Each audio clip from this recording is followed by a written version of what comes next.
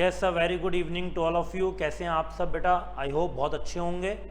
तो आज हम लोग कंटिन्यू करेंगे टॉपिक बैंकिंग। मनी वाला पार्ट हम लोग ऑलरेडी कंप्लीट कर चुके थे, तो आज हम लोग स्टार्ट करने वाले हैं बैंकिंग का पार्ट। आई होप सबको ऑडियो वीडियो सब एकदम बढ़िया से दिखाई दे रही होगी। तो आइए बेटा कंटिन्यू करें, देखते हैं आगे का क्या क्या टॉपिक बचा हुआ। हमने समझ लिया था कमर्शियल बैंक क्या होता है, और अब हमें पढ़ने हैं उसके फंक्शंस। तो क्या क्या फंक्शन एक कमर्शियल बैंक को परफॉर्म करने होते हैं बेटा? बेसिकली किसी भी हम कमर्शियल बैंक की बात करें, हमने कमर्शियल बैंक के ऑलरेडी एग्जांपल्स ले लिए थे। इनको दो ही फंक्शन परफॉर्म करने होते हैं जिसकी वजह से बैंक कहलाए जाते हैं, जिनको बोला जाता है प्राइमरी फंक्शन। कि ये तो जरूरी ही है, बाकी और भी फंक्शन है लेकिन वो जरूरी नहीं है, वो ये परफॉर्म करें या ना करें इनकी मर्जी है। लेकिन ये दो फंक्शन अगर ये परफॉर्म दो में से कोई एक भी नहीं करेंगे तो इनसे वो बैंकिंग वाला नाम ही छीन लिया जाएगा और ये बैंक नहीं कहलाए जाएंगे। ये दो काम क्या हैं? पहला है एक्सेप्टेंस ऑफ डिपॉजिट। इनको लोगों से डिपॉजिट एक्सेप्ट करना ही पड़ेगा अगर वो इनको पैसा देना चाहते हैं। और दूसरा, इनको बेटा क्या करना पड़ेगा? Guaranteeing of loan. जिन लोगों को लोन की जरूरत है उनको लोन भी देना पड़ेगा। तो चॉइस नहीं है कि दोनों में से कोई एक कर लेते हैं, आपको दोनों ही करना पड़ेगा बेटा। ये एंड है, नॉट और। आपको दोनों फंक्शन यहाँ पर परफॉर्म करने हैं, तभी आप बैंकिंग इंस्टीट्यूशन माने जाओगे। अब एक्सेप्टेंस ऑफ डिपॉजिट करने के क्या क्या तरीके हैं? बैंक कहाँ कहाँ से आपसे पैसा ले सकता है? सेविंग अकाउंट बनवा सकता है, एफडी में पैसा ले सकता है, सब समझेंगे। और लोन्स देने के क्या क्या तरीके हैं, किन किन नाम के बैंक आपको लोन दे सकता है, आइए बेटा डिटेल में इसको पढ़ते हैं। So commercial bank perform two primary function. पहला है एक्सेप्टिंग डिपॉजिट, दूसरा है एडवांसिंग या ग्रांटिंग ऑफ लोन्स। पहले बात करते हैं एक्सेप्टिंग डिपॉजिट को। डिपॉजिट एक्सेप्ट करना सबसे कॉमन फीचर है बैंक का, और बैंक कौन कौन से अकाउंट्स के थ्रू आपका पैसा अपने पास ले सकता है। So it is the most important function of commercial bank. They accept deposit in several form, बहुत सारे तरीकों से करते हैं, according to the requirement of different section of society. जो सेक्शन ऑफ सोसाइटी की मेन रिक्वायरमेंट है उस हिसाब से। The main kind of deposit are, पहला बेटा करंट अकाउंट डिपॉजिट। तो भाई भी मैं आपको थोड़ा सा बता देता हूँ पहले। करंट अकाउंट उनके लिए खोले जाता है जो कहीं ना कहीं कोई बिजनेस कर रहे हैं, तो और इनको अपने दिन में बहुत बार पैसा जमा कराना है, निकलवाना है, तो उसको बोलते हैं करंट अकाउंट। या आपको बैंक पूरा प्रिविलेज देता है कि जब आपका मन करे आप पैसे निकाल लो, बैंक कुछ भी नहीं कह सकता। जब आपका मन करो तब जमा कराओ, बैंक कोई भी आपको दिक्कत नहीं करेगा। इसलिए इसको डिमांड डिपॉजिट भी बोलते हैं। जब आपकी डिमांड होगी तब आप पैसा जमा कराओ, बैंक का इसमें कोई दिक्कत की बात नहीं है। These deposit refer to those deposit which are repayable by bank on demand। तो बेटा ये बैंक रीपेबल करेगा जब आपको डिमांड होगी, जब आप कहोगे मुझे मेरे पैसे दे दो, हम बेटा दे देंगे। इसमें बैंक की कुछ नहीं चलती, सब कस्टमर की चलती है। जब सब चली कस्टमर की रही है और कस्टमर कोई गारंटी भी नहीं दे रहा कि मैं इतने टाइम तक तो पैसा पक्का पक्का रखूंगा, तो इसके अंदर बेटा बैंक भी आपको कोई जो इंटरेस्ट है वो नहीं देता, क्योंकि आप बैंक को पैसा इन्वेस्ट करने के लिए टाइम तो कोई गारंटी दे नहीं रहे। तो जब भी मन करेगा तब निकाल लोगे, बैंक को देना पड़ेगा, तो बैंक इस पे आपको जनरली कोई इंटरेस्ट नहीं देता। Such deposit are generally maintained by businessmen. Underline करो बेटा, ये डिपॉजिट बिजनेसमैन बना जो अकाउंट ओपन करता है with the intention of making transaction with such deposit, और इन डिपॉजिट से वो ट्रांजेक्शन अपने अलग अलग पार्टीज को करता है। They can be drawn upon by cheque without any restriction. ये बेटा चेकबुक आपको मिलती है और बिना किसी रिस्ट्रिक्शन के, चाहे आप पहले ही दिन पूरी चेकबुक खाली कर दो, सबको चेक काट दो, बैंक कुछ नहीं कहेगा बेटा। इसमें आप अनलिमिटेड ट्रांजैक्शंस कर सकते हो विदाउट एनी लिमिट। बैंक इसमें आपके साथ कोई जोर जबरदस्ती नहीं करेगा कि आप इतनी ट्रांजैक्शन क्यों कर रहे हो, बस वो लीगल होनी चाहिए। बैंक डू नॉट पे any interest on these account, क्योंकि वो तो इंटरेस्ट ही नहीं दे रहा, बैंक कोई इंटरेस्ट नहीं देता।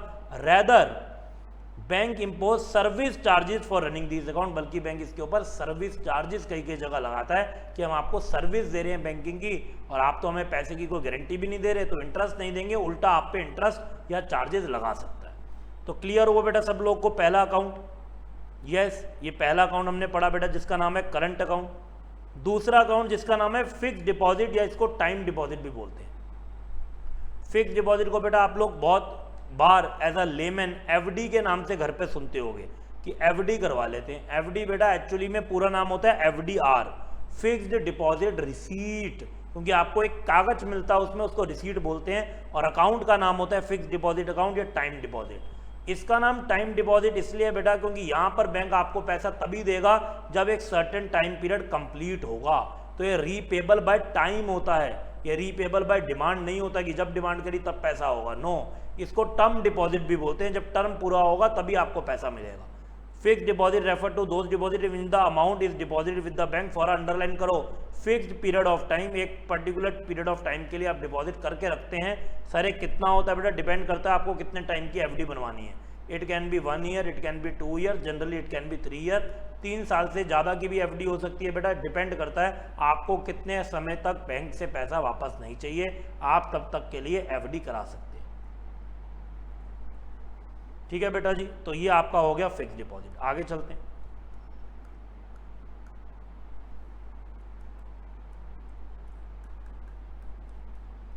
Such deposit do not enjoy chequable facility, मतलब बेटा एफडी के साथ आपको क्या कोई चेकबुक मिलती है? बिल्कुल भी नहीं, क्योंकि आप पैसे निकलवा तो सकते ही नहीं।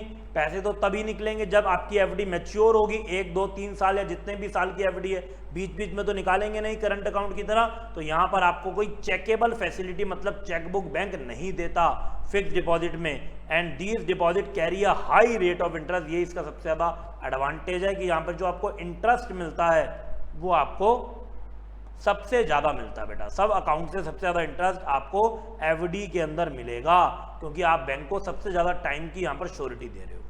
तो आइए बेटा डिफरेंस के वे में पढ़ लेते हैं, डिमांड डिपॉजिट और फिक्स डिपॉजिट। डिमांड डिपॉजिट ये चेकेबल डिपॉजिट है, चेकबुक मिलती है, जब मन करे आपका तब पैसे विड्रॉ कर लो, किसी को उसमें से पेमेंट कर दो, आपकी मर्जी है। एफडी नॉन चेकेबल है, आप एफडी में से किसी को पैसा दे नहीं सकते, वो आप ही को मिलेगा मैच्योरिटी पे, और आप खुद के लिए भी नहीं निकाल सकते जब तक मैच्योरिटी ना हो। हाँ, बहुत सारे केसेस में आप निकाल भी सकते हैं अगर आपको जरूरत हो, फिर बैंक आप पे जो इंटरेस्ट है वो कुछ डिडक्ट कर लेता है और आपको दे देता है। ऐसा नहीं है कि 3 साल की एफडी बनाई तो कसम ही खा ली और आपको कोई दिक्कत भी आ गई, आप एफडी नहीं तोड़ सकते। जरूर तोड़ सकते हैं बेटा, ये ध्यान में रखना। कई बार बच्चों को लगता है कि सर एफडी तो बिल्कुल भी नहीं टूटेगी, हमने 3 साल की बनवा ली, ऐसा बिल्कुल भी नहीं है बेटा। आपका जब मन करे आप उसको ब्रेक कर सकते हो, बट आपका कुछ इंटरेस्ट उसमें डिडक्ट हो जाएगा। चलिए, they do not carry any interest, इसमें तो कोई आपको इंटरेस्ट ही नहीं मिलेगा।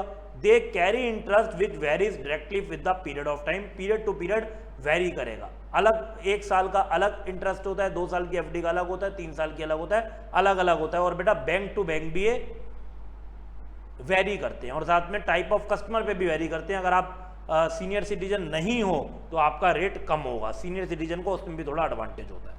Number of transaction, current account में तो मैंने आपको बताया अनलिमिटेड ट्रांजैक्शन कर सकते हो। The depositor can make any number of transaction for deposit और विड्रॉल, जितनी मर्जी करो, बैंक आपको नहीं बोलने वाला। लेकिन एफडी में तो कर ही नहीं सकते, बस एक बार एफडी बनी वो ट्रांजैक्शन, एक बार मैच्योर होगी, बीच में तो कुछ कर ही नहीं सकते। Depositor generally makes only 2 transaction, पहली जब पैसा जमा कराओगे deposit of money in the beginning, और जब विड्रॉल करोगे एंड मैच्योरिटी, बस 2 ही होंगी इसके अंदर, और इसमें जितनी मन करे उतनी आप ट्रांजैक्शन कर सकते हो। क्लियर हुआ बेटा सब बच्चों को? दोनों अकाउंट फटाफट से चैट बॉक्स में बताएंगे कि मैं ही बोलता जा रहा हूँ कि बेटा आप भी सुन रहे हैं, समझ रहे हैं और क्लियर का हो रहा है। Clear sir, clear sir, clear sir, वाह बहुत बढ़िया, सब बच्चे उठे हुए हैं। चलिए बेटा आगे चलते हैं। Next is saving deposit. बेटा ये भी बहुत कॉमन डिपॉजिट है, और आपके पास भी बैंक अकाउंट होगा या आपके घर पे भी होगा, तो मोस्ट प्रोबेबली सबके पास सेविंग अकाउंट ही होगा, जिसको सेविंग डिपॉजिट बोलते हैं।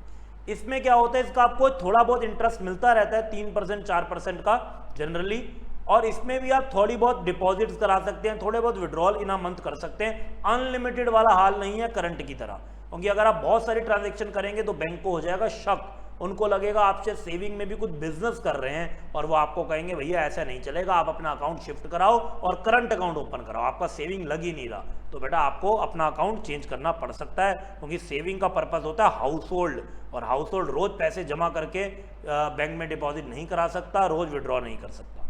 These deposit combined feature of both current deposit and fix deposit, इसमें दोनों के फीचर हैं। कैसे बेटा, इसमें इंटरेस्ट मिलता है, वो वाली बात तो एफडी की हो गई, और इसमें आप पैसे जमा भी करा सकते हो, विड्रॉ भी कर सकते हो, ये वाली बात इसकी करंट अकाउंट वाली हो गई। तो दोनों के फीचर हैं इसमें। द डिपॉजिटर क्या आर गिवन चेक फैसिलिटी, और चेकबुक भी मिलती है to withdraw money from their account, but some restrictions are impose, थोड़ी रिस्ट्रिक्शन है, आप अनलिमिटेड ट्रांजेक्शन नहीं कर सकते, on number and amount of withdrawal in order to discourage frequent use of saving deposit. आप इसमें बहुत ज़्यादा यूज नहीं कर सकते बेटा, क्योंकि बहुत ज़्यादा तो वही करेगा जिसका बिजनेस चल रहा है, बार बार पैसे आ रहे हैं, बार बार स्टाफ को सैलरी, सप्लायर को पेमेंट, बार बार पेमेंटें जा रही हैं, तब पता चल जाता है कि ये तुम हाउस होल्ड लग ही नहीं रहे बेटा, तो तुम्हारा करंट अकाउंट ओपन होता है। They carry a rate of interest, इनको रेट ऑफ इंटरेस्ट कैरी करना है which is less than interest rate on FD, जो एफडी से कम होता है बेटा। मैंने आपको बताया इसमें 3-4% मिलता है, एफडी में 6%, 7%, 7.5% तक मिल जाता है, तो इसमें आपको कम इंटरेस्ट मिलता है और वो जनरली आपको क्वार्टरली आपकी पासबुक में इंटरेस्ट मिलता रहता है। ओके बेटा, कुछ बैंक अभी मंथली भी देने लग गए हैं, बाकी मोस्टली क्वार्टरली हैं। ठीक है बेटा, तो मैं आपको एक चीज़ बताता हूँ, आप चेक करना जरूर। अभी देखो बेटा, अभी देखो, अभी मई खत्म होने वाला है, तो जब जून एंड होगा, जून एंड क्या होता है बेटा, ये Q1 एंड हो जाता है, पहला क्वार्टर, तो आपके बैंक अकाउंट में इंटरेस्ट आएगा। कब आएगा? जून एंड की लास्ट डेट पे, मतलब 30 जून पे मान लो। फिर Q2 का भी आपको इंटरेस्ट मिलेगा, ये कब मिलेगा? जुलाई या सितंबर एंड में, और फिर दिसंबर एंड में मिलेगा आपको क्वार्टर नंबर 3 का इंटरेस्ट, और ऐसे ही फिर आपको मार्च एंड में मिलेगा Q4 का इंटरेस्ट। क्या बेटा, कभी आपने अपनी पासबुक में देखा कि आपको ऐसे इंटरेस्ट आते जा रहे हैं? और जनरली ये 4 बार आएंगे। हाँ, कुछ ऐसे भी बैंक हैं जो मंथली भी इंटरेस्ट देते हैं, बाकी 90% या मोर देन 90% बैंक हमेशा quarterly system of paying interest he follow करते हैं। तो आप देख सकते हैं, आपके घर में कोई पासबुक हो, आपका अकाउंट हो, कैसे भी हो, तो उसमें आपको इंटरेस्ट मिलता है क्वार्टरली। बच्चे कह रहे हैं यस सर देखा है मिलता है इंटरेस्ट, या यस बेटा बिल्कुल आपको इंटरेस्ट मिलता हुआ दिखेगा। चलिए, तो हमारा काम खाली बेटा थ्योरेटिकल नॉलेज नहीं गेन करना होना चाहिए, प्रैक्टिकल भी हमें पता होना चाहिए। ठीक है बेटा, अभी मैं तुम्हें एक और न्यूज़ बताता हूँ इंपॉर्टेंट। सर लेकिन बैंक्स ऑल्सो ऐसे हाउस होल्ड और बिजनेसमैन के लिए अकाउंट बाइफरकेट मतलब अलग अलग क्यों बनाते हैं? बेटा बहुत जरूरी है, बताता हूँ आपको जरूर, बहुत अच्छा क्वेश्चन है। सब बच्चे सुनो बेटा, क्या क्वेश्चन है? बच्चे ने क्वेश्चन पूछा है, बैंक हाउस होल्ड का और बिजनेसमैन का अकाउंट बाइफरकेट या अलग अलग क्यों उन्होंने अकाउंट बना रखे हैं? देखो मेरे प्यारे बच्चों, ये जो करंट अकाउंट होता है ना, इसके फीचर्स बिल्कुल अलग हैं, और जो सेविंग अकाउंट है और उनके फीचर अलग हैं। पर आपका क्वेश्चन है अलग अलग हैं क्यों? बेटा देखो, जो आपका करंट अकाउंट होता है ये आपका बिजनेस का बेसिकली अकाउंट होता है, और जो आपका सेविंग अकाउंट होता है ये आपका हाउस होल्ड का अकाउंट होता है। अब करंट अकाउंट के अंदर तो आपको बैंक ने अलाउ कर रखा है कि as many transaction you want you can do, as many transaction, लेकिन यहां पर बेटा ट्रांजैक्शन की थोड़ी सी लिमिट है, थोड़ी सी रिस्ट्रिक्शन है।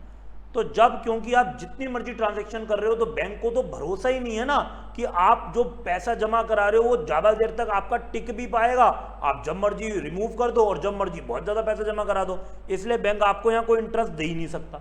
और यहाँ पर जो सेविंग हाउस होल्ड करते हैं वो जनरली धीरे धीरे डिपॉजिट ऐड करते रहते हैं, विड्रॉ थोड़ा कम करते हैं, तो थोड़ी देर तो पैसा रुकता है, इसलिए बैंक यहाँ पर आपको जनरली 3 से 4% का तो एक इंटरेस्ट दे ही देते हैं। अगर ये बेटा दोनों अकाउंट एक ही होगा मेरे प्यारे बच्चों, तो क्या होगा? मान लो आप थे बिजनेसमैन और अकाउंट तो अब एक ही है, तो आप पैसा जमा कराते हो और बैंक आपको इंटरेस्ट देने लग गया, और आपने तो बैंक को पैसा ज्यादा देर तक दिया ही नहीं, आप पैसा बार बार विड्रॉ ही करते गए, तो बैंक आपको इंटरेस्ट किस चीज का दे बेटा?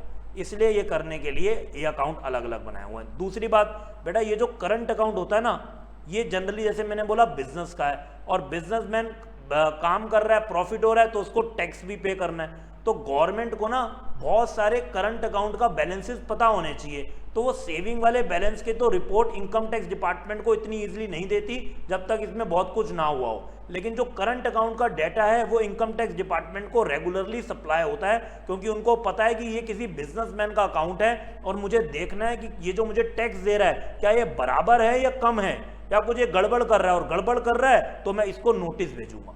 अब बेटा बैंक ने अगर ये अकाउंट बाइफरकेट नहीं करे होंगे, सबके एक ही होंगे, तो कितने अकाउंट का डाटा इनकम टैक्स डिपार्टमेंट को भेजेगा? इनकम टैक्स डिपार्टमेंट खुद पागल हो जाएगा कि मैं किसका चेक करूं किसका ना करूं। अब उसको क्लियर है जो करंट अकाउंट वाली ट्रांजेक्शन्स हैं उन्हीं को आप इनकम टैक्स डिपार्टमेंट के साथ शेयर करते हो, और साथ में बेटा इस अकाउंट को ओपन करने से पहले आपको एक जीएसटी का रजिस्ट्रेशन नंबर लेना पड़ता है, जिससे क्लियर हो जाए कि ये बिजनेसमैन का है। सेविंग में ऐसा कुछ भी नहीं होता। इसके अलावा भी बहुत सारे बेटा रूल हैं जिसकी वजह से इन अकाउंट्स को अलग अलग किया हुआ है। सेविंग अकाउंट होता है एक छोटे डिपॉजिटर का, उस पर बेटा आपने इतनी ज्यादा कंप्लाइंसेस लगा दी कि तुम जीएसटी का नंबर लाओ, वो कहेगा भैया मेरे को बिजनेस थोड़ी करना है, मैं जीएसटी का नंबर क्यों लूँ, मैं अलग से जीएसटी अप्लाई करूंगा, उसकी फीस दूंगा, मेरे को तो बस एक सेविंग अकाउंट खोलना है। तो बैंक कहता है अच्छा आपके लिए कोई रिक्वायरमेंट नहीं, ये फॉर्म है, ये 1-2 साइन करो, आपका अकाउंट आज खुल जाएगा। बेटा हाउस होल्ड को तंग नहीं करना, लेकिन ये तो प्रॉपर बिजनेस कर रहे हैं तो इनका तो सारे वैसे भी डॉक्यूमेंट होंगे और इनको अप्लाई करना पड़ेगा। तो ये रीजन है कि दोनों जो अकाउंट है वो अलग अलग क्यों होते हैं बेटा। करंट अकाउंट एक बिजनेसमैन के लिए है और उसकी रिपोर्टिंग बिल्कुल डिफरेंट होती है, कंप्लाइंसेस ज़्यादा होती हैं, और एक हाउस होल्ड की ज़्यादा कंप्लाइंसेस होती नहीं, इसलिए उसको एक ईजी वे आउट दिया हुआ और उसको बैंक इंटरेस्ट भी दे रहा है। Is it clear to all of you? हाँ जी, चलिए। तो बेटा अभी मैंने आपको बताना था एक अपडेट आ रही है, ओके, आपको पता होना चाहिए। वैसे मैं इसके ऊपर एक रील भी बनाने वाला हूँ, टाइम मिलेगा तो आजकल मैं बनाऊंगा। आजकल आप जो बच्चे मुझे फॉलो कर रहे हैं इंस्टाग्राम पे देखते होंगे बेटा, बहुत सारा मैं कंटेंट क्विज आपके साथ शेयर करता हूँ और बच्चों का बहुत अच्छा रिस्पॉन्स आता है, तो मुझे भी बहुत अच्छा फील होता है कि आप लोग पार्टिसिपेट कर रहे हैं उसमें। तो अभी जो हमारे करेंसीज हैं, इंडियन करेंसी है ऑब्वियसली, आरबीआई बेटा अभी अनऑफिशियल यूज है, जल्दी ऑफिशियल हो जाएगी। आरबीआई वो पेपर करेंसी खत्म कर रहा है, जो आपके करेंसी के नोट है ना बेटा वो बिल्कुल खत्म कर रहा है, और वो उसकी जगह प्लास्टिक मनी ला रहा है। प्लास्टिक करेंसी जो पॉलीमर से बनी होती है, ये कोई नई नहीं है बेटा, तो चौंकना मत, ऑलरेडी बहुत सारी कंट्री में ये करेंसी है। वो करेंसी क्या होती है, कभी ऐसे खराब नहीं होती, ना गंदी होती है, ना फटता है नोट, ना गीला हो जाए तो खराब होता है, तो उसकी लाइफ ज़्यादा है। तो गवर्नमेंट कहती है नोट खराब हो जाते हैं, लोग बैंक में जमा करा देते हैं, फिर वापस लेते नहीं है, बैंक भी एटीएम में नए नोट देता है, तो हमको दोबारा प्रिंट करने पड़ते हैं, तो हमारे ऊपर बर्डन आता है। हम ये वाली करेंसी छापेंगे तो इसमें सिक्योरिटी फीचर भी ज़्यादा है, तो जो नकली नोट बन जाते हैं वो भी नहीं बनेंगे आसानी से, और इसकी लाइफ भी ज़्यादा होगी। आप लोग न्यूज़ वगैरह में इसको थोड़े दिनों में सुनना शुरू कर दोगे, अभी ये थोड़ा सा अनऑफिशियल है, बट यस इसके ऊपर पूरी प्लानिंग चल रही है। और पहले छोटे नोटों से शुरू होगा, मतलब 10 रुपये के नोट, 20 रुपये के नोट प्लास्टिक के आएंगे, और फिर वो धीरे धीरे सारी करेंसीज को ही प्लास्टिक की करेंसी में कन्वर्ट कर देंगे। ये बेटा अब आगे आने वाला है, जो अपडेट मैं आपके साथ शेयर कर रहा हूँ। ओके, बच्चा कह रहा है यस सर आपने स्टेटस भी लगाया था। हाँ बेटा बिल्कुल लगाया था, वो इसी से रिलेटेड था। चलिए जी आगे पढ़ते हैं। Current account deposit and saving deposit, ये दोनों बेटा चेकेबल होते हैं, इनमें आपको चेकबुक मिलती है, जबकि fixed deposit is a non checkable deposit, क्योंकि यहाँ कोई चेकबुक नहीं होती, यहाँ आपको एक एफडी का डॉक्यूमेंट मिल जाता है और आप उसको संभाल के रखो, और जब मैच्योरिटी होगी आपको उस एफडी की जो पेमेंट होगी वो मिल जाएगी, और अगर आपको उसको आगे कंटिन्यू या रिन्यू करना है तो वो रिन्यू भी हो जाएगी, कोई दिक्कत की बात, चिंता की बात नहीं है। तो ये तो हो गए बैंक के डिपॉजिट के फंक्शन। अब बैंक का दूसरा फंक्शन क्या था? दूसरा था बेटा एडवांसिंग ऑफ लोन, लोन भी तो देना है, ये भी बैंक का फंक्शन। और बैंक अलग अलग टाइप के लोन देता है, जैसे आपने सुना होगा स्टडी लोन या स्टूडेंट लोन उसको बोलते हैं, ठीक है बेटा। होम लोन आपने सुना होगा, पर्सनल लोन सुना होगा, कार लोन सुना होगा। तो ये जो डिफरेंट टाइप के बैंक आपको लोन देता है वो कैसे होते हैं उसको हम लोग यहाँ पढ़ेंगे। The deposits received by banks are not allowed to remain idle। जो बेटा बैंक के पास पैसा आ रहा है डिपॉजिटर का, बैंक उसको खाली नहीं रखेगा। आइडल का मतलब होता है वेकेंट। ऑब्वियसली अगर वो खाली रख देगा तो बेटा उस पैसे से कमाई नहीं होगी, तो आपको इंटरेस्ट कहाँ से देगा? इसलिए बैंक तो चाहता है जो आपने मुझे पैसा दिया ना, और मैं उस पर अगर सेविंग है तो 3-4% तुम्हें इंटरेस्ट दूंगा, और अगर एफडी है तो 6-7% दूंगा, मैं उससे 12-15% कमाऊं, तभी तो बेटा बैंक बिजनेस कर रहा है, प्रॉफिट कर रहा है। ओके, अगर तुम्हारा पैसा लेके बस बैंक लेके बैठ गया तो बैंक तो बेटा खत्म हो जाएगा, आपको इंटरेस्ट देगा और प्रिंसिपल भी देगा, उसके बाद तो पैसा आ नहीं रहा।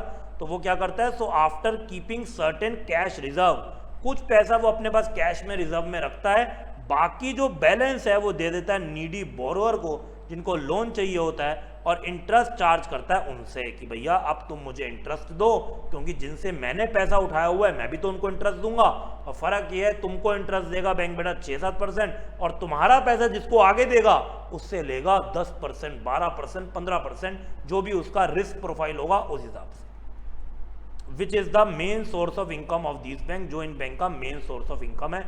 Different type of loan and advance made by commercial bank are, जो अलग अलग लोन्स एंड एडवांस हैं वो क्या क्या हैं, आइए बेटा जानते हैं। सबसे पहले टाइप का लोन जिसको हम बोलते हैं कैश क्रेडिट, बहुत पॉपुलर लोन है बेटा। क्या होता है इसको समझते हैं हम। कैश क्रेडिट का मतलब होता है जनरली आपको छोटे समय के लिए उधार चाहिए, और ये उधार के बदले में बैंक आपसे कोई करंट एसेट भी अपने पास रखता है, जैसे कि स्टॉक दे दो मुझे, अपने डेटर्स के नाम बता दो कि किन से आपको पैसा आना है, नहीं आएगा तो हम खुद उनसे ले लेंगे। ऐसी सिक्योरिटी के बेस बैंक आपको लोन दे देता है। लेकिन इसकी एक खासियत है बेटा, और वो बहुत अच्छी खासियत है, क्योंकि ये जनरली जो लोन है ना, ये भी बिजनेसमैन को मिलता है कि अगर उनको अपने एम्प्लॉयज़ को पेमेंट करनी है, थोड़ा सा कैश का क्रंच आ रहा है, तो शॉर्ट टर्म के लिए बैंक आपको लोन दे देगा। ठीक है बेटा, बैंक ने मुझे लोन दिया, मेरे अकाउंट में 10 लाख रुपए आ गए।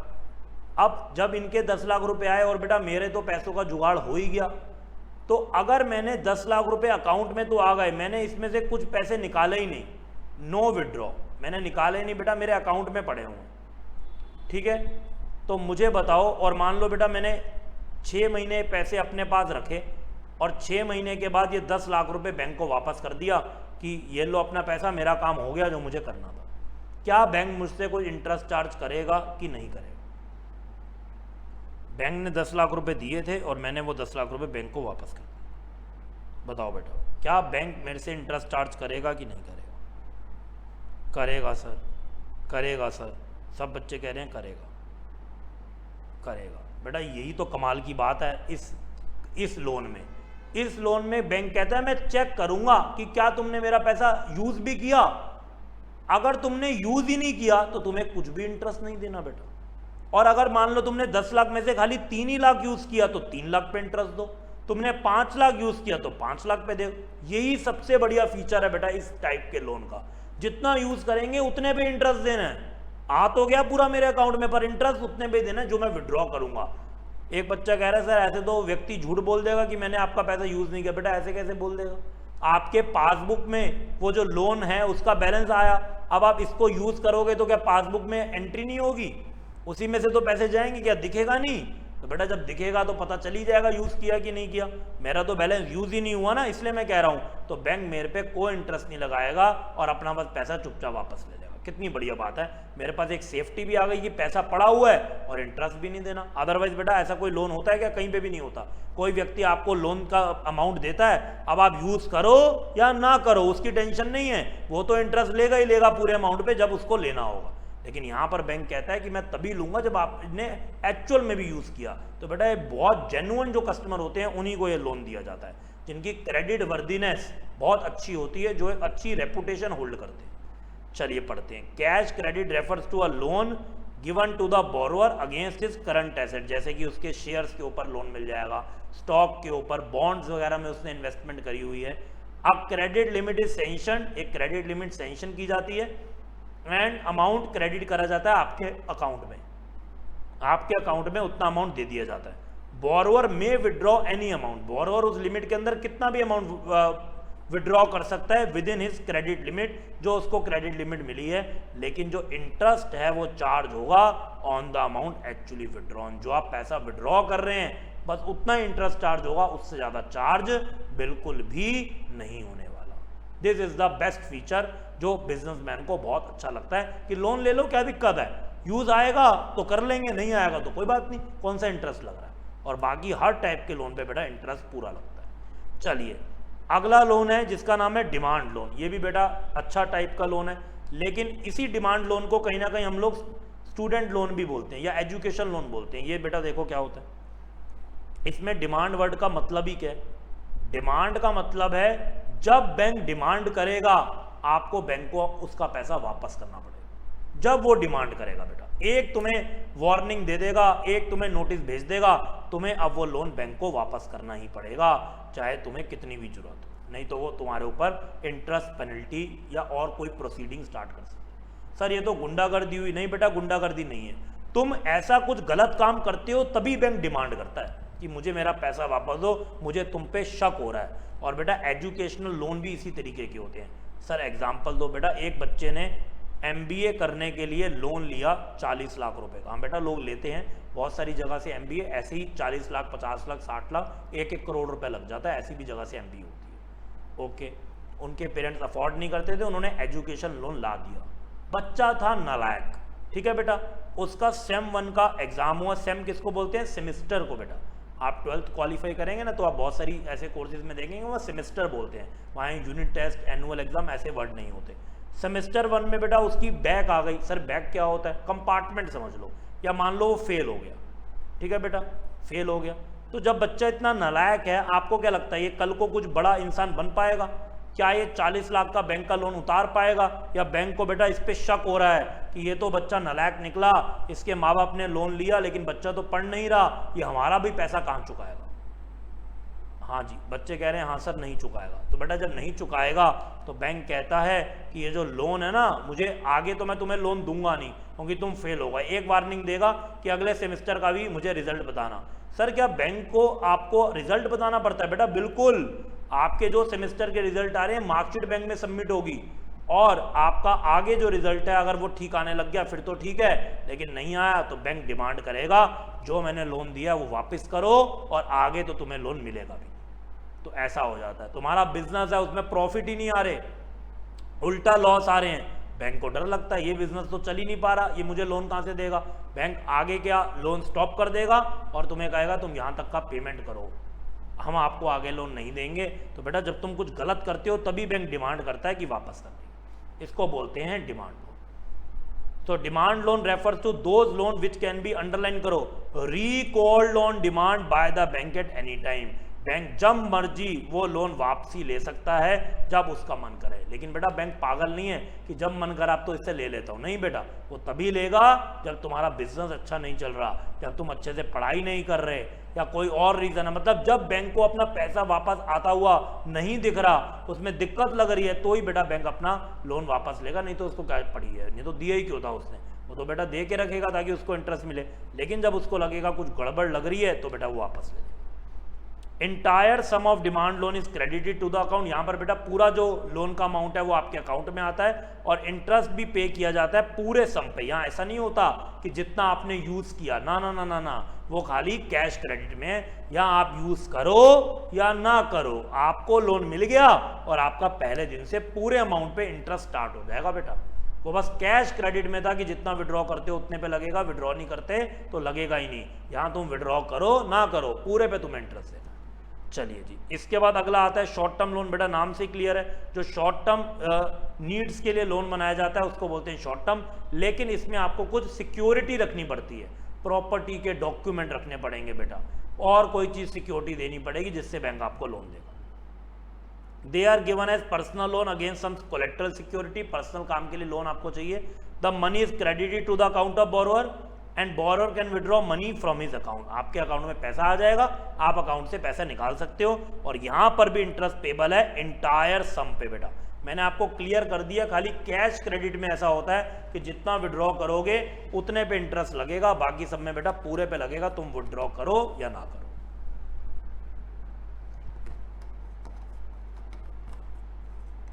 डन।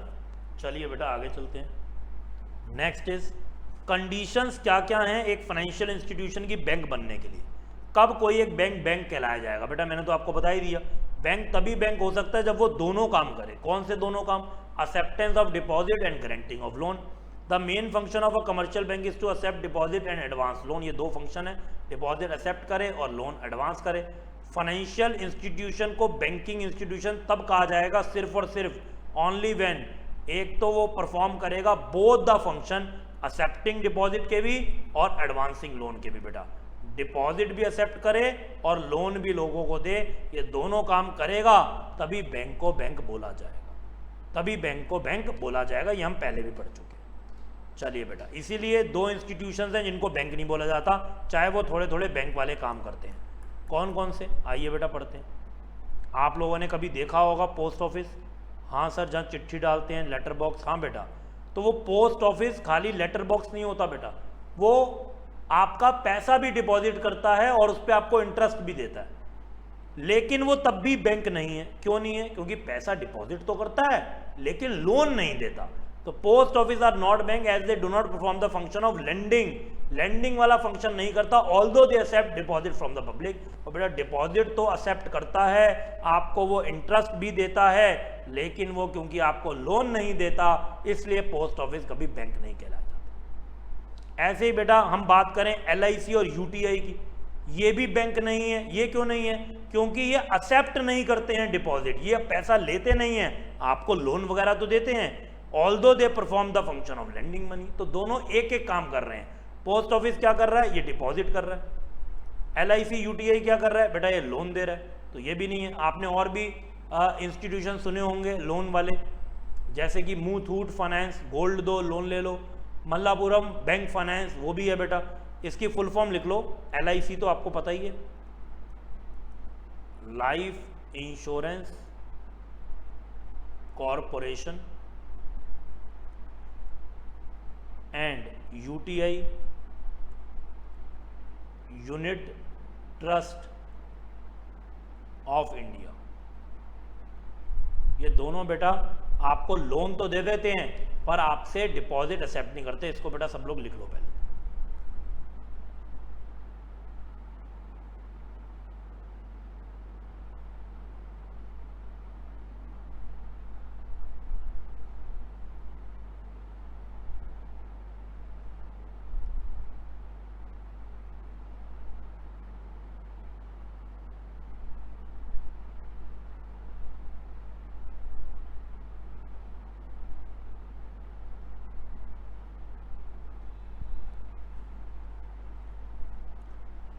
Yes, everyone.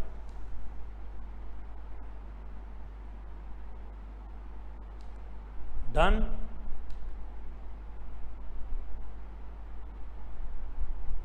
चलिए बेटा आगे चलते हैं। इसके बाद आते हैं सेकेंडरी फंक्शन।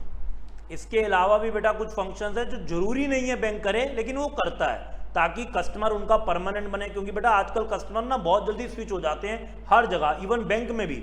ऐसा जरूरी नहीं है आपका एक बैंक में अकाउंट है तो पूरी जिंदगी आपको वहीं रखना है। वो आपको अच्छी सर्विस नहीं देगा, आप उसका सारा बैलेंस दूसरे अकाउंट में डाल दोगे और उस बैंक को बोलोगे जय माता दी, अब हम आज से आपके साथ रिश्ता तोड़ रहे हैं। बेटा सर्विस ही नहीं दे रहा तो क्या करोगे, वहां धक्के खाने जाओगे। हम चेंज कर लेंगे। तो बैंक को भी डर रहता है यार मेरा कस्टमर कहीं इधर से उधर ना हो जाए, तो बैंक आपको इसके अलावा भी बहुत सारे फंक्शन देता है। सर क्या दे सकता है बेटा, जैसे लॉकर देता है अपने वैल्यूएबल्स को रखने के लिए, हालांकि उस पर रेंट लेता है लेकिन लॉकर आपको फैसिलिटी देता है। आपको जितना बैलेंस ना भी हो उससे भी ज़्यादा ओवरड्राफ्ट करने की अनुमति देता है। सर ये क्या होता है, आइए बेटा देखते हैं क्या होता है। देखते हैं बेटा क्या होता है। मुझे बताओ मेरे प्यारे बच्चों, कभी आपने मेट्रो से ट्रैवल किया?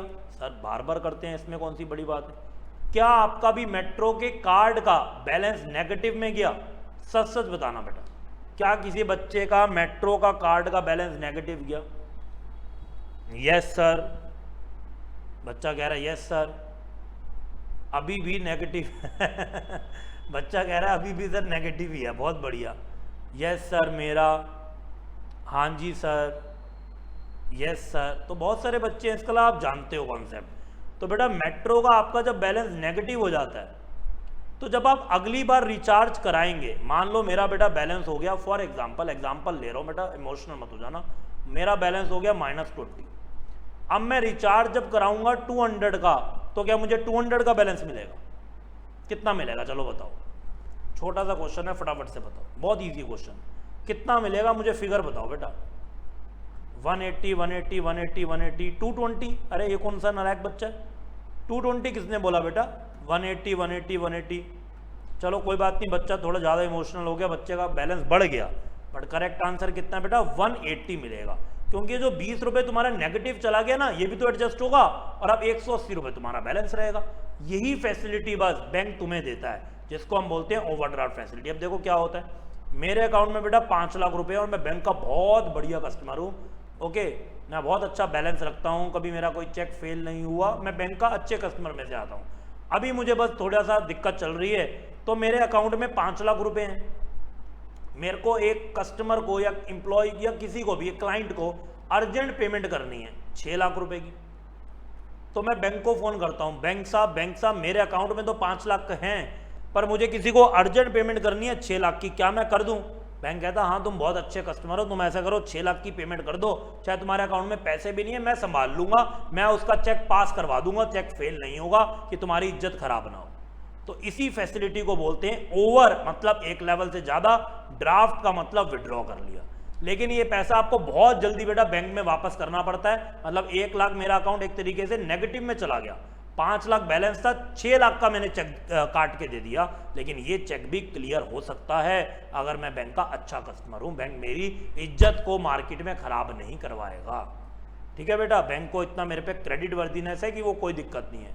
मान लो बेटा इसके अलावा मेरी बैंक में एफडीज भी तो बहुत हो सकती है, बैंक को पता है क्या दिक्कत है, एफडी 1 करोड़ की पड़ी हुई है बंदे की, कोई टेंशन ही नहीं है, इसलिए इसको अलाउ कर देता हूं। तो वही फंक्शन को बोलते हैं, पहला जो हमारा सेकेंडरी फंक्शन है overdraft facility. It refer to a facility in which a customer is allowed to overdraw his current account up to an agreed limit, एक लिमिट तक अलाउ कर देता है। This facility is generally given to respectable, इज्जत वाले customer को, reliable जो भरोसेमंद कस्टमर होते हैं, फॉर अ शॉर्ट पीरियड, क्योंकि आपको थोड़े टाइम में पैसे को वापस से रीस्टोर करना है, अपने अकाउंट में लेकर आना है। Customer have to pay interest to the bank on amount overdrawn by him, और वो जो अमाउंट ओवरड्रॉ करा, क्योंकि कुछ ही दिन में कर देता है वो, 3-4 दिन में, 1 हफ्ते तक का पीरियड जनरली देते हैं, तो जो भी 3-4 दिन का इंटरेस्ट पड़ेगा वो भी दे देंगे, क्या टेंशन है, हमें एक फैसिलिटी तो मिल गई ना बेटा, मार्केट में हमारी गुड स्टैंडिंग है, रेपुटेशन है, वो तो खराब नहीं हुई ना बेटा।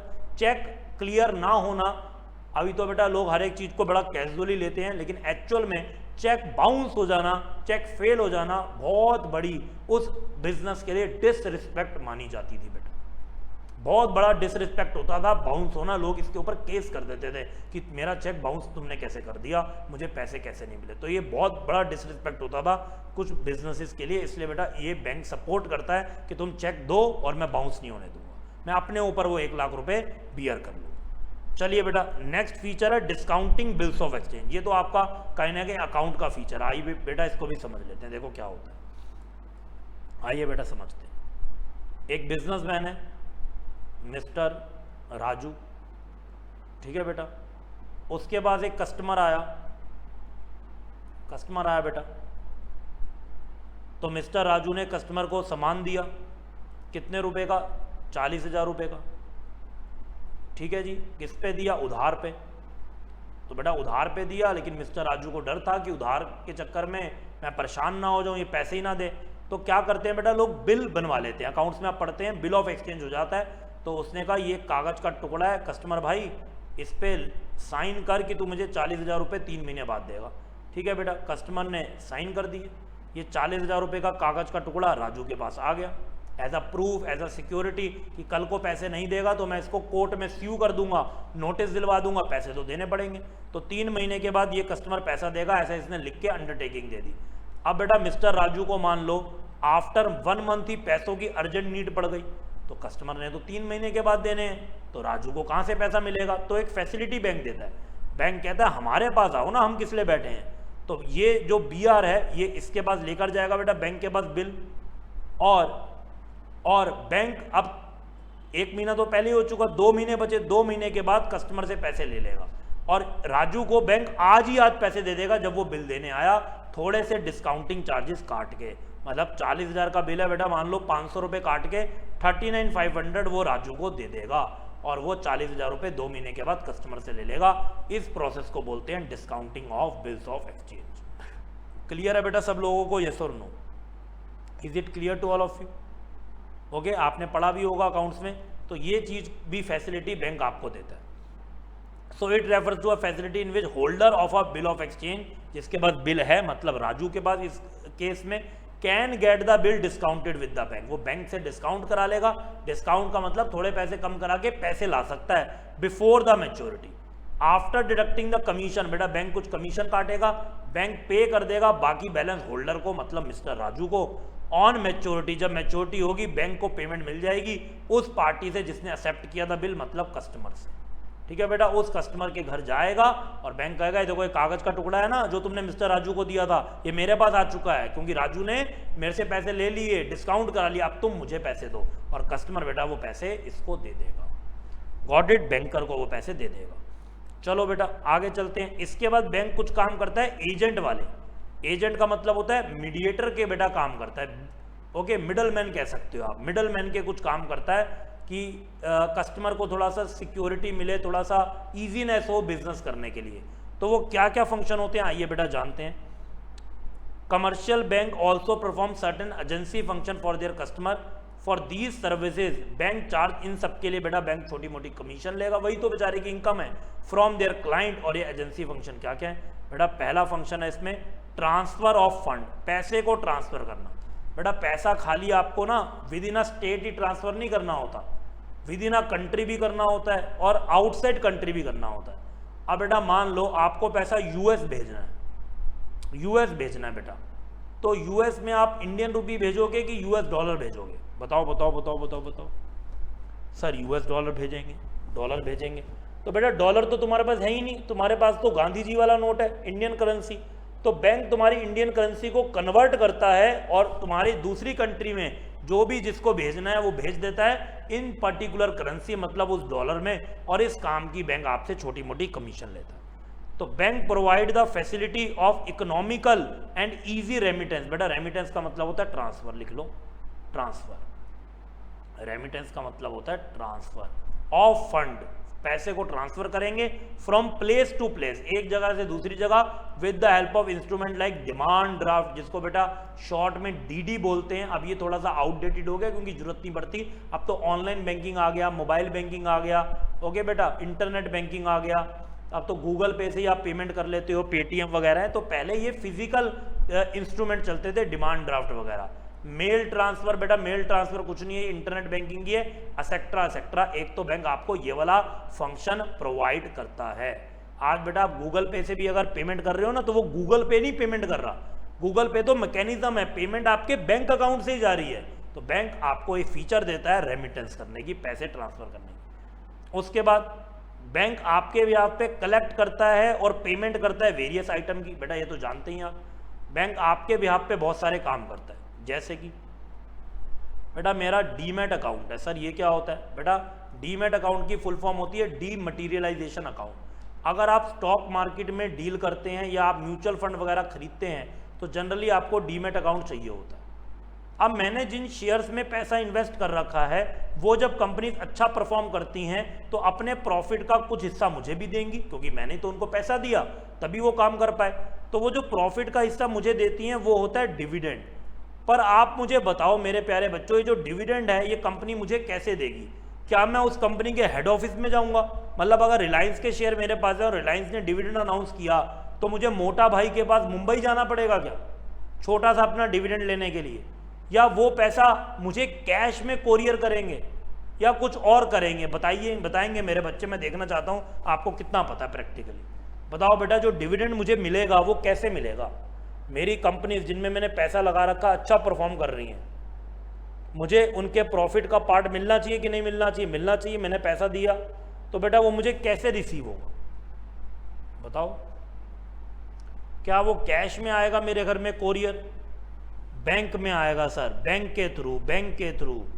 ओके बेटा, बैंक, सब बच्चे लिख रहे हैं बैंक से, बैंक। तो बेटा यही तो काम बैंक कर रहा है मेरे लिए। मेरी जहाँ जहाँ पर भी छुपी हुई इनकम है वो निकाल निकाल के मुझे दे रहा है। बैंक अपने आप डिविडेंड मेरे बैंक अकाउंट में ट्रांसफ़र करता है। और ऐसे ही मुझे अगर कुछ लोगों को पेमेंट करनी होती है, जैसे बेटा मेरा मान लो एनुअल हेल्थ इंश्योरेंस प्रीमियम जाता है तो बैंक वाले ही मेरा प्रीमियम पे कर देते हैं, मेरा इलेक्ट्रिसिटी बिल इलेक्ट्रिसिटी डिपार्टमेंट को पे कर देते हैं, मेरा वाटर बिल पे कर देते हैं। तो मेरे ब्याज पे पेमेंट रिसीव करना, मेरे ब्याज पे पेमेंट पे करना, ये भी बैंक हमारा एज एन एजेंसी का फंक्शन परफॉर्म करता है। तो commercial bank collect cheque, bill, interest, dividend, subscription, rent collect करता है। बेटा अगर मैं बैंक को बोल दूं कि मुझे इस पर्सन से हर महीने रेंट आता है, बैंक कहता है तुम चिंता मत करो, हम रिमाइंडर भेजेंगे और तुम्हारा रेंट कलेक्ट करवाते रहेंगे। And other periodical receipt on behalf of their customer, customer के बिहाफ पे। बेटा पीरियोडिकल मतलब जो टाइम टू टाइम इशू होती है। जैसे बेटा आप देखो, मान लो आपके पास हॉटस्टार का सब्सक्रिप्शन है, आपके पास नेटफ्लिक्स का है या बाकी भी ऐप्स का है, तो क्या आप हर मंथ पेमेंट करते हैं बैंक के थ्रू या वो ऑटोमेटिकली हो जाती है? सर ऑटो पे हो जाता है। तो बेटा वही तो ऑटो पे की बात हो रही है। वो ऑटो पे क्या आप कर रहे हो कि बैंक कर रहा है? वो बैंक कर रहा है, बैंक के अकाउंट से पैसे कट रहे हैं। तो यही बेटा बैंक का फंक्शन है। And also make payment of tax, पे कर देता है मेरा इंश्योरेंस प्रीमियम, जो मैंने आपको बोला, on standing instruction of their client. बस मुझे बैंक को बोलना है कि मैंने तुम्हें पूरी छूट दी, तुम मेरे काम करो, और वो बैंक आपके काम बिल्कुल बेझिझक करता जाएगा बेटा। ओके, और उसमें उसको कुछ करना नहीं है, आपकी सारी चीज़ें कंप्यूटर में फीड करनी है, वो अपने आप ही पेमेंट अपने आप होती चली जाएगी। चलिए और क्या करता है बेटा? और बहुत इंपॉर्टेंट फंक्शन, ये ज़्यादातर जनरली जो प्राइवेट बैंक्स हैं वो करते हैं, प्राइवेट कमर्शियल बैंक्स क्या करते हैं बेटा? अब मान लो आपको कहीं घूमने जाना है, ट्रैवल करने के शौकीन हैं आप। अब आजकल तो बेटा आप देखते हैं लोग कितना ट्रैवल करते हैं, और वो ट्रैवल भी करते हैं विद इन इंडिया, नहीं अभी बाहर करते हैं। अब मोदी जी ने तो अभी बोला बाहर मत घूमने जाओ, पहले तो लोग जा ही रहे थे और जाने वाले तो अब भी जा रहे हैं। तो बेटा मुझे घूमने जाना है। सर कहाँ जाओगे घूमने? बेटा मैं जाना चाहता हूँ, बताओ बेटा तुम ही बताओ कहाँ जाऊँ, किसी भी कंट्री का नाम ले लो, ठीक है बेटा, तो किसी भी कंट्री में जाएं हम। चलो मैं जा रहा हूँ बेटा लंदन, मुझे लंदन ब्रिज देखना है, तो वहाँ क्या लगेगा? पाउंड लगेगा। क्या लगेगा बेटा? पाउंड। अगर मैं यूएस वगैरह जाऊँ तो लगेंगे डॉलर, ठीक है बेटा। ऐसी हर कंट्री की अपनी अलग करेंसी है। यूरोप साइड चला जाऊँ, यूरोप घूमना है बेटा, तो लगेगा यूरो, ओके। जापान जाना है मुझे बेटा, मैं पर्सनली भी बेटा मुझे जापान बहुत पसंद है, तो जापान जाना है तो लगेगा येन। तो हर कंट्री की अपनी अलग करेंसी है। मेरा गांधी जी वाला नोट वहाँ नहीं चलेगा बेटा, Indian rupees not accepted there. तो मैं क्या करूं? क्या मैं नहीं जा सकता वहाँ? जा सकते हो सर। बेटा मैं जाऊंगा अपने बैंक में, जो भी मेरा बैंक है, मान लो HDFC, मैं HDFC को बोलूँगा भैया तुम्हारे बैंक में मेरे पैसे हैं ना? कहेगा हाँ बिल्कुल है। मैं कहूँगा ये जो 10 लाख रुपए पड़े हुए हैं ना इंडियन रुपीज़ वाले, इसमें से 5 लाख रुपए के मुझे तुम ऐसा करो डॉलर दे दो या पाउंड दे दो, जो मैं मांगूंगा बेटा उनको देने पड़ेंगे। इसको बोलते हैं बेटा मेरे बिहाफ पे मुझे बैंक फॉरेन करेंसी देगा। और मान लो मैं बाहर से घूम के आया, नहीं घूम के नहीं आया, मान लो बेटा मैं यूएस में जॉब करता था और मैं यूएस में जॉब करके बहुत सारे डॉलर लेकर आया, डॉलर ले आया बेटा। मेरे घर वाले मुझसे 4-5 साल बाद मिले, उनकी भी बेटा बहुत सारी एक्सपेक्टेशन थी, छोटे छोटे बच्चे हैं, वो चाहते थे कि क्या लाए चाचा मेरे लिए, क्या लाए भैया मेरे लिए, क्या लाए, कोई गिफ्ट तो लाना बनता था ना। और मैं तो उनके लिए कुछ गिफ्ट लाया नहीं, तो मैंने सोचा मैं यहीं से खरीद लेता हूँ, लेकिन मेरे पास तो इंडियन करेंसी नहीं। मैं जिस दुकान में जाता था मैं उनको नोट दिखाता था, कहता ये क्या ले आए नकली नोट, ये नहीं चलता यहाँ पर, अंग्रेज हो क्या जो US डॉलर ले आए। तो मैंने कहा नहीं मैं तो यहीं का हूँ, लेकिन मेरे पास तो यही है। तो कहते ऐसा करो तुम ये पास वाले बैंक में जाओ और अपने US डॉलर को इंडियन रुपीज़ में कन्वर्ट कर लाओ, फिर हम तुम्हें ये चीज़ दे देंगे, ये टॉय दे देंगे, ये साड़ी दे देंगे, मदर के लिए साड़ी चाहिए या जो भी चाहिए सब दे देंगे। तो बेटा बैंक मेरा लिए डॉलर से रुपी भी कन्वर्ट करेगा और रुपी से डॉलर भी कन्वर्ट करेगा। समझ में आ गया बेटा फीचर। लेकिन ये जो बैंक काम करता है बेटा, ये भी बड़ा स्मार्टली करता है। आप कभी किसी प्राइवेट बैंक में जाना मेरे प्यारे बच्चों, देखो डॉलर का ऐसा रेट लिखा रहेगा। सर कैसा? बेटा आपको बताता हूँ, ऐसा लिखा होगा 94-97। क्या आप मुझे इसका मतलब बता सकते हैं? देखते हैं कौन सा बच्चा इसका मतलब बताता है, देखते हैं कौन सा बच्चा इसका मतलब करेक्ट बताता है। पहले बेटा मुझे भी नहीं पता था, सच बता रहा हूँ बिल्कुल। जो आपके दिमाग में आ रहा है ना आंसर, आप लिख डालो, मुझे भी वही पता था। बच्चे कह रहे हैं इसके बीच में किसी रेट पे मिलेगा।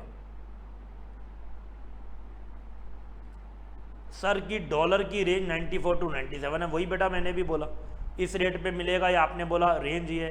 बेटा देखो पहली बात तो ये रेट भी ना थोड़े थोड़े टाइम बाद बदलता रहेगा, लेकिन हमेशा 2 फिगर रहेंगी। मान लो 1 घंटे बाद ये रेट हो गया 94.10 to 97.10। अब आप जो सोच रहे हैं मैं भी बिल्कुल यही सोचता था बेटा, देखो हमारा दिमाग कितना मिलता है। लेकिन जब मैं बैंक गया तो ऐसा कुछ था ही नहीं, ऐसा कुछ नहीं था। इसका मतलब बताऊं क्या होता है? बैंक वालों ने मुझे बोला, मैंने कहा मुझे फॉरेन करेंसी ट्रांजैक्शन करनी है। कहता हो जाएगी, क्या दिक्कत है? कहता मुझे बताओ तुम्हें डॉलर चाहिए या तुम डॉलर लेकर आए हो। समझ रहे हो बेटा, 2 ही बातें होंगी, या तो मुझे बैंक से डॉलर चाहिए या मैं डॉलर लेकर आया हूं और मुझे बैंक को देने हैं कि मेरा रुपये में कन्वर्ट कर दो। तो मैंने कहा उससे क्या होता है? कहते हैं क्योंकि दोनों का रेट अलग अलग है। अगर तो तुम डॉलर लाए हो तो तुम्हें तो मिलेंगे 94 रुपीज पर डॉलर। मैं बेटा आज के रेट के हिसाब से बता रहा हूं, तब कम था। 94 रुपीज पर डॉलर वो एक्सचेंज करेगा। और अगर तुम्हें मेरे से डॉलर चाहिए तो मैं तुम्हें 97 का बेचूंगा। मैंने कहा ये बढ़िया है। कहते हैं भाई साहब बिजनेस करने बैठे हैं, टाइम पास थोड़ी कर रहे हैं, हमारे ऊपर भी तो बहुत सारे और काम होते हैं। ठीक है, तो बेटा ये बैंक बिजनेस कर रहा है। तब मुझे समझ में आया बैंक हर जगह मार्जिन कमा रहा है। मतलब बेटा बैंक कहता है कि अगर तुम उसको बेच रहे हो तो 94 रुपीज तुम्हें पर डॉलर देगा, और अगर तुम्हें बैंक से डॉलर चाहिए तो वो तुम्हें 97 के बेचेगा। मतलब 3 रुपए महंगा बेचेगा वही डॉलर खरीद के। अब देखो बेटा बैंक करेगा क्या, मैं आपको बैंक का पूरा बिजनेस बताता हूं। देखो बेटा मान लो कोई एक कस्टमर बैंक के पास आया और $1000 लेकर आया, चलो 1000 छोड़ो, थोड़ी सी बड़ी फिगर कर देते हैं, $1,00,000 लेकर आया। वो बाहर से जॉब करके आया था, उसने बैंक को कहा मेरे $1,00,000 रख लो, मैं डॉलर का इंडिया में क्या करूंगा, इसको रुपये में कन्वर्ट कर दो। बैंक ने कहा भी कर देंगे। 94 इंटू 1 लाख कर दिया, तो उसके अकाउंट में पैसा आ गया 94 लाख। ठीक है बेटा, तो बैंक को 94 लाख देने पड़े। अब बैंक के बाद इवनिंग में या मान लो अगले दिन एक और कस्टमर आया, उसने कहा मुझे $1,00,000 दे दो। उसने क्या कहा, मुझे $1,00,000 दे दो। बैंक ने कहा जरूर देंगे। तो बैंक ने कहा, उसने कहा कितने रुपए में दोगे, तो उसने कहा मल्टीप्लाई बाय 97 कर लो, 97 का रेट चल रहा है, तुम मुझे 97 लाख रुपीस दो। मतलब वही डॉलर जिसके बैंक ने 94 लाख रुपीस दिए हैं पहले कस्टमर को, अगले कस्टमर से उन्हीं डॉलर के 97 लाख रुपीस ले लिए और बीच में अपना 3 लाख रुपए का प्रॉफिट बना लिया बेटा। 3 लाख रुपए का प्रॉफिट बना लिया। ये विंडो इसलिए हमेशा चलती रहेगी, एक रेट अलग होगा और बाय का रेट अलग होगा, सेल का अलग होगा बेटा। ओके, ये ऐसा नहीं होता कि इसके रेंज में है, नहीं, ऐसा नहीं है। बाय का अलग है, तुम खरीदने जाओ तो अलग और तुम बेचने जाओ तो अलग होगा बेटा। क्लियर है सब लोग को? आइए बेटा इसको पढ़ते हैं। तो some commercial bank are authorised by the central bank, कुछ कमर्शियल बैंक को ऑथोराइज कर रखा है सेंट्रल बैंक ने to deal in foreign exchange. सारे बैंक ये काम नहीं करते और कुछ बैंक करते भी हैं, तो बेटा उनकी सारी ब्रांचेस नहीं करती।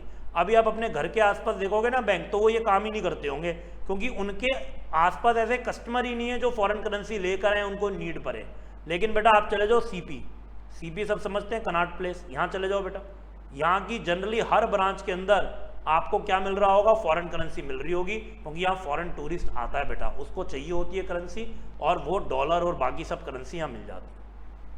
दे buy and sell foreign exchange on behalf of their customer and help in promoting international trade, और उनके लिए आसानी हो जाती है उनको बाहर जाके कोई भी ट्रेड करना हो। क्या बेटा पॉइंट सबको क्लियर है? यस और नो? Yes everyone. तो हमने प्राइमरी फंक्शन भी पूरे पढ़ लिए और हमारे सेकेंडरी फंक्शन भी काफ़ी हो चुके हैं। चलिए, बच्चे कह रहे हैं क्लियर है, तो बेटा यहाँ तक अच्छे से सब बच्चे रिवाइज करके आएंगे। अगली क्लास में हम ये वाला टॉपिक और आगे कुछ क्रेडिट क्रिएशन है कॉन्सेप्ट बहुत इंपॉर्टेंट, उसको कवर करेंगे और मोस्ट प्रोबेबली खत्म भी कर देंगे। जितना बेटा अभी तक पढ़ाया है इसको अच्छे से रीड और अच्छे से समझ के आना। मैं कुछ क्वेश्चन भी आपसे इससे रिलेटेड पहले पूछूंगा। चलिए बेटा, अगली क्लास में करेंगे हम लोग कंटिन्यू।